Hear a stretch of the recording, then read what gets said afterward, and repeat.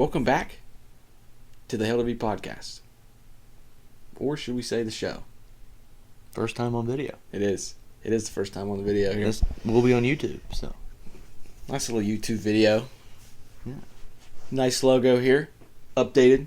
New logo. If you can see, bottom right corner. It says show instead of podcast. That's good observation. Could go off at any time in the video. Don't really know when, but Yeah. little setup we put together in 10 minutes. Yeah. I think it's very fair. Yeah. It'll only get better. It'll only improve. I'd have to agree. What do you say we talk a little football for episode 19 here? A little Penn State preview. I know you've got something to start us off with. Yeah, this is going to be Penn State's first time playing in Morgantown since 1992. Over 30 years. Was the last time they played in Morgantown. And we weren't around. No. Weren't even thought of. No. So, exciting. It is. It is exciting. I think that's going to be a major factor in this game, just to start. So, I'd have to agree. Not a tough place to play if you're a visiting team. You mean not an easy? Oh. Yeah, that's exactly what I mean. Yeah, not an easy place. Not an easy place to play for, a visiting team of any caliber. Yeah. So. And especially game one. We got to keep that in mind. It's game one. I agree. So. I agree. Penn State preview. Not Penn State experts, so. Never claimed to be. And never cared to be. No. So. But we will give you what we can. A little bit, preview on the team so you know what the Mountaineers are up against. That's very fair. Top 5 backfield. Nick Singleton, Katron Allen, and quarterback and Drew Aller. Familiar names. Yeah, very experienced backfield. It could spell trouble for the Mountaineers defense, but we will see. We'll see. Yeah. Katron Allen, 172 carries. Nick Singleton, 171 carries last season. So they're spreading the ball around a little bit back there. 1-2 punch. Little love to all the backs. Yeah. Or to the backs. So it's just safe to say we better watch out for both of them. Yeah. Okay. 6 TDs for Allen, 8 TDs for Singleton. Okay. That's a really balanced workload. It is. Either one was over 1,000 yards, but Katron Allen, 902. And of course, Drew Aller, he had a low amount of interceptions. Is that correct? Yeah, 25 touchdowns to 2 picks. 2 picks. Ooh. 2 picks. If I could figure out how to, average completion. Yeah. Average yard per completion. Yardage. Okay. 6.8. Oh, that's low. It's not high, so. Does that mean he was a, check down guy or big check down guy? So I think you could say that. That's a pretty low average. I know there's some averages that are higher for rushing than he has passing. Yeah. So. Yeah. But. Next thing we got here on Penn State, top 5 defensive line in all of college football. Yeah, I think the defense as a whole is pretty good for Penn State. It normally is, but their defensive line is definitely a bright spot on that team. It could spell trouble for the Mountaineers' offensive line, but I think that'll be a good battle. We have some guys on our line too, so. Yeah, I'd agree. Let's not forget, Penn State lost their top receiver to Auburn. Mm-hmm. And after that, you lose him, it doesn't get much better because they don't have much production. I think their top returning receiver is maybe had 200 yards last year. So they're going to be looking for guys to step up for them. But that's good news for West Virginia. They're not facing any real experienced guys at wide receiver. So. Yeah. Penn State will also be replacing 3 offensive linemen who were drafted this past year. Well, that's good. That's good news for us. It is good news for us. It sounds like it's going to be, for the most part, besides the backfield, it's going to be kind of a new team that we're facing from last year. I'd have to agree. Oh, and the wide receiver who had that opening play touchdown against us transferred to Auburn. Yeah, he's gone. So we don't have to worry about him. We don't even have to learn his name. Yeah. So, and talking about new offensive coordinator, new defensive coordinator for Penn State. Yeah. Not ideal. I don't think No matter what you say, I don't how good they are. I mean, it's not this is not ideal to be playing both your first brand new. Yeah, to be playing your first game on the road against should be ranked team, but a really good Power 4 team. Mm-hmm. When you got a new offense coordinator, new defensive coordinator, and you got wide receivers who not returning a lot of production with the wide receivers, so could be upset. I don't care what they try to brewing. say. That's advantage West Virginia. Yeah, I agree. So I think that almost wraps up what we got on Penn State. I think that's fair. Though. Yeah. Let's get to West Virginia here. Yeah. Obviously, what are we gonna do? We're gonna run the football. Yeah, that's our identity. That's Neil Brown's identity, or what he's made our identity at West Virginia. Yeah. So we're gonna get, and you mix in. We've talked about you hear Jaheim White a lot. You hear C.J. Donaldson a lot. Mm-hmm. Jalen Anderson has been in the program for a while too. Yeah, I think we have also a very experienced backfield, and you could even say ours is better, but we're not the experts. We're not the experts, and we're not going to say that. However, we are going to say we have Garrett Green. Yes. And adding Garrett Green to that backfield. Yes. It's perfect. It's perfect for our offense, really. Mm-hmm. And you saw that last year, so. I think he is the perfect quarterback for a Neil Brown offense. It is. And we saw that last year. We saw that was the best offensive year he's had in his at West Virginia. His tenure. So Garrett Green threw for 2,406 yards last year. So he did a little bit of both. He did. We got to keep in mind he missed. He did miss pretty much all the Pitt game, all of the Texas Tech games. So he missed 2 games. Mm-hmm. So his numbers were a little lower than. And kind of what it goes back to here. Jaheim White, 110 carries last year. C.J. Donaldson, 170 carries. Mm-hmm. Jaheim Green. He came on. Jaheim came on late, but he really performed well. So Garrett Green, 120 carries last year, 772 yards. C.J. Donaldson, 800 yards. Jaheim White, 850 yards. We definitely could have had a few 1,000-yard rushers if they would have stayed healthy, but Garrett Green led the team in rushing touchdowns with 13 last year for the Mountaineers. So I think that's going to be an important factor in this game is the play of Garrett Green. I mean, you can 100%. You can talk about the X's, the O's, the line, the D line, the defense, but I think it comes down to Garrett Green and how well he performs. So I agree. Garrett Green's a ball player. Yeah, we've known that and we've seen that. Protecting Garrett Green is an experienced offensive line. Mm-hmm. And I believe that was one of your keys to this season is to keep Garrett Green healthy. You're right. For the whole year. You have a good memory. If Garrett Green, what did I say? If Garrett Green plays 12 games, 13 games. Yes, that's a successful season. That's a successful season. And you're probably it's going to be reflected in the record for sure. So I think he is a major key. It's a little cliche, but he is a major key because he's definitely the most important player for both teams. Mm-hmm. He means more to West Virginia than any Penn State player means to their team. 110% agree. So keep Garrett healthy. Yeah. Win football games. Yeah. Anyway. Also, Garrett Green's play is going to be, complemented by our wide receiver group, who's pretty much all returning. Yeah. And some new additions in the transfer portal. So I'm excited for the offense. Now the defense, I think we're missing something about the offense here. Okay, go ahead. Don't forget the receivers. Traylon Ray. Mm-hmm. Hudson Clement. Yeah. P. Fox. Mm-hmm. Gallagher. Did little gadget player. Yeah. Don't forget, Jaden Bray, transfer from Oklahoma State, set to probably start for the Mountaineers. Justin Robinson, transfer from Mississippi State. Definitely will be starting. As much as we run the football, Garrett takes shots down the field. I think this year maybe you could see a switch. Not a huge switch, but definitely incorporating more passing.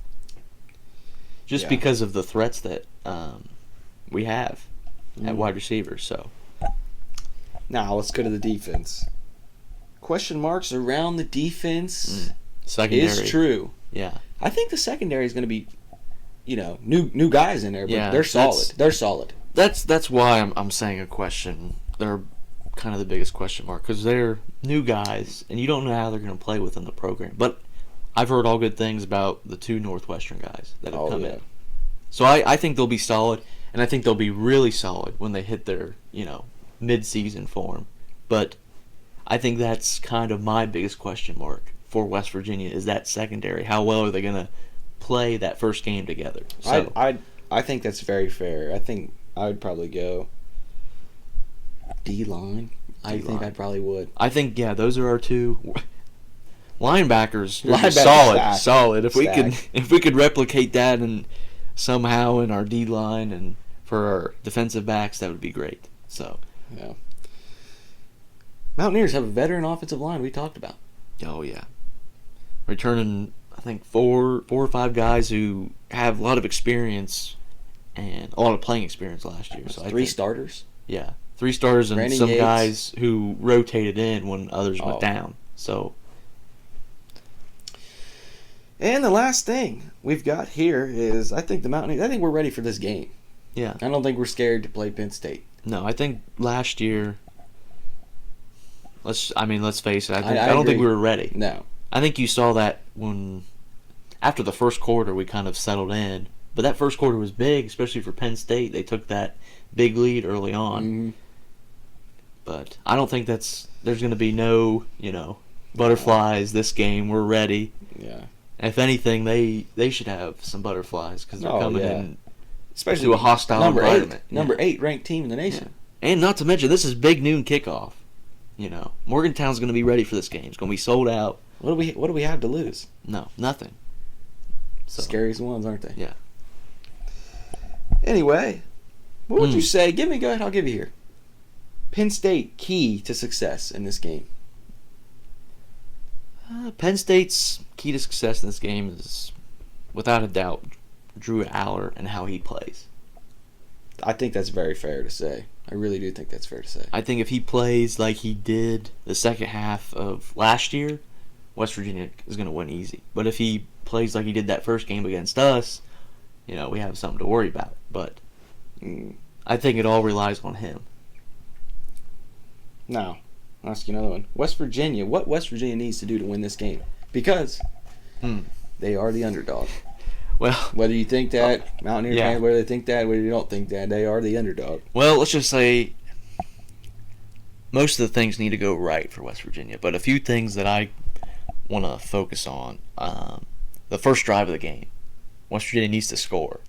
I would like it to be a touchdown, but they definitely need to score because that's going to be a scripted drive. And I think if the scripted drive, you can't get down a field with scripted plays, then you're probably not going to get down the field later in the game. So I think that's one of the most important drives of the game, that first drive. It's a good answer. I mean, I think most fans will agree with that. And obviously Garrett Green is a big key to that. So I think that about wraps it up for that. Yeah. That part of the podcast. Next we've got our pick'ems. Well, do you want to? What is it? West Virginia is 8.5-point underdogs. They are 8.5. They started off. Well, that's on ESPN. Okay. So. Okay. They started off close to about 2 touchdown underdogs. I don't know who bets on ESPN, but 8.5. So it's. They're saying it's going to be. I remember it started. What did it start at? Yeah, around 2 touchdowns. Yeah. So it really was. It should be a close game. I don't think it's going to be. It's going to be a 1-possession game. I think so, but just making sure we didn't miss anything. I think we got it all. No. That wraps it up. I mean, pick'ems. Penn State's. I don't don't see a lot of people are really confident. I don't think we should be too confident. Oh, yeah. Penn State's a really good team. They've always been well coached. So. Yeah. But I think an easy game, like I said. Underdogs for a reason. Yeah. Number 8, Penn State coming to town. But I think ultimately West Virginia's going to win this football game. I think, Penn State fans, how they are. Mm-hmm. I think they're the greatest team in the land every year. But I don't think it's unlikely West Virginia wins this game. I'll say that. No. I mean, I don't think Penn State fans know exactly. They saw us one time last year. Yeah. And we got better. We got a lot better from the first game. I don't think they understand what type of team they're going to play. So. And Morgantown, too. So. On to Pick'ems. Okay. HailWV prediction. West Virginia wins the football game. Yes. Official HailWV prediction. 1-0. West Virginia wins the football game. Yeah. So, here, our segment for Pick'ems. If you bet, don't bet using our logic. Yeah, this is not betting advice. And if you do bet using our logic, we will take 50% of all earnings. Yes. To go towards better setup because the picture is gone. Anyway, game 1, Florida State versus Georgia Tech in Ireland? It is in Ireland, I think. That's an 11 a.m. game, so you got to wake up decently early for that. Looks like we went Georgia Tech across the board here. Yeah. I think Georgia Tech, they're the underdog in this game. But obviously, but I think they're going to win. I don't want to root for Florida State. Yeah. It's not fun. That just is a simple, we wanted to root for Georgia Tech this game because we're watching it. So, yeah. Montana State at New Mexico. Who'd you take here? I think we differed here. We did differ. Who'd you take? I took the FCS school, Montana State. I've heard good things about them. I think they were in the championship last year in the FCS. And New Mexico's got a new coach, and they were also really bad. So, I didn't even know Montana State had a football team. So, where have you been? Not watching Montana State football. That's fair. Apparently. So I don't do that in my free time either, but I went New Mexico here. Game 3, SMU at Nevada. SMU. I think we saw SMU was 26-point favorites, 25.5 point favorites. Didn't really make much sense to me, but I didn't know anything about it. Yeah. SMU across the board. Yeah, SMU. Delaware State at Hawaii. I know everyone's heard Delaware State missed the bus or the flight. Well, their bus missed. They didn't get Delaware them State is not in Hawaii. They didn't get them to the airport on time, so they missed their flight. So Delaware State might be in Hawaii. Yeah, we don't know. We don't know. And anyway, they're Hawaii. Yeah. Because why is Delaware State playing Hawaii? Good luck. That'll wrap it up. Well. Whoa, you got something else? Yeah, we got 10 games on the back here for week 1. We're missing missing week. Those are week 0 games. Pick 'em. So now we got 9 games here for week 1. Pick 'em. I'll let you go and say those ones. Okay. We got Virginia Tech at Vandy. VT. We had Virginia Tech. Everyone did. Clemson versus Georgia. This is a neutral site game. But the number 1 team in the land's not going down. I think Georgia's going to win. It is neutral site. It is? Yes. Mercedes-Benz Stadium. So, still going Georgia. Yeah. Doesn't really. No. Doesn't sway me. Yeah. South Dakota State at Oklahoma State. I'm taking Oklahoma State, but there's a chance South Dakota State can make this a game. Oklahoma State. Yeah. I picked them as well. Okay. Just letting you know. Miami of Ohio at Northwestern. I took the MAC school, Miami of Ohio. I think I just went with you here. Yeah. That's fair. And then we got Miami, Florida, at Florida. And I took Florida. I think Miami's ranked. Florida's not. I don't know. Tough environment to play in the swamp. So the U. No, I took Florida. Oh, you took the U. That was kind of confusing me. No, I took Florida, the Gators. I did take the U. Hanson. We're not saying Hanson's pick, but Hanson took Florida, didn't he? He's with me. Okay. Then we got Boise State at Georgia Southern. I think we all picked Boise State. I think they're going to win that game pretty handily. So, North Texas at South Alabama. North Texas is slight underdogs. Doesn't make any sense to me. Yeah, but I'm taking Let's North bet Texas. that game. Yeah. North Texas. Not betting advice. Not betting advice. I will be betting North Texas. We got Notre Dame at Texas A&M, and I took Texas A&M, the home team. Now, I think new coach, but I'm not entirely sure how that game's going to play out. I think Notre Dame wins. So I don't really know who's playing quarterback for Notre Dame anymore. They could. I think it's a toss-up game. Who's playing quarterback for Notre Dame? Is it? It's the old Duke. It's old Duke quarterback. I'm pretty sure. I have no idea. I don't.